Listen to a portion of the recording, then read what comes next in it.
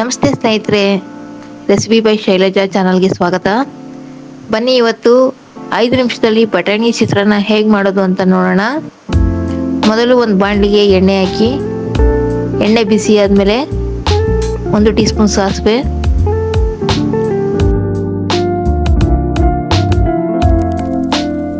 ಸಾಸಿವೆ ಸಿಡಿದ ಮೇಲೆ ಕರಿಬೇವಿನ ಸೊಪ್ಪು, ನಂತರ 1 ಟೀ ಸ್ಪೂನ್ ಕಡಲೆಬೇಳೆ, 1 ಟೀ ಸ್ಪೂನ್ ಉದ್ದಿನಬೇಳೆ,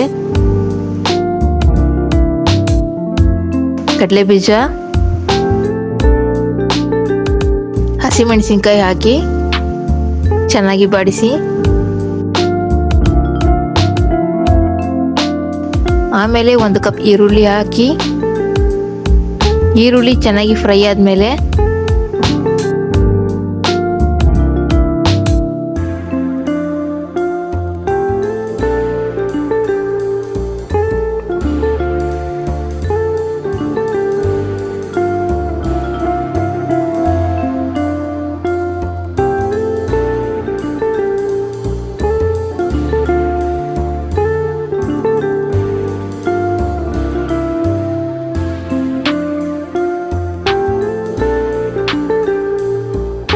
ಬೇಯಿಸಿದ ಬಟಾಣಿ ಹಾಕ್ತಾ ಇದ್ದೀನಿ.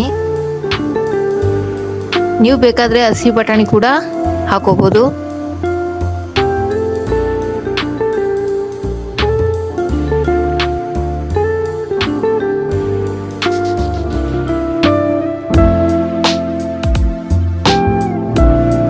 ಆಮೇಲೆ ಸ್ವಲ್ಪ ಕೊತ್ತಂಬರಿ ಸೊಪ್ಪು ಹಾಕಿ,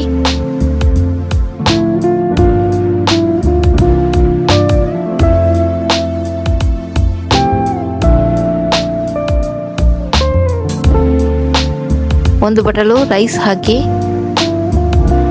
ಚೆನ್ನಾಗಿ ಮಿಕ್ಸ್ ಮಾಡಿ.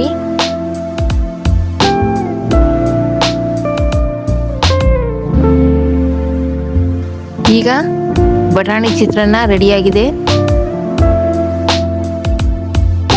ಇದನ್ನ ಒಂದು ಬೌಲ್ಗೆ ಹಾಕೊಳ್ತಾ ಇದ್ದೀನಿ.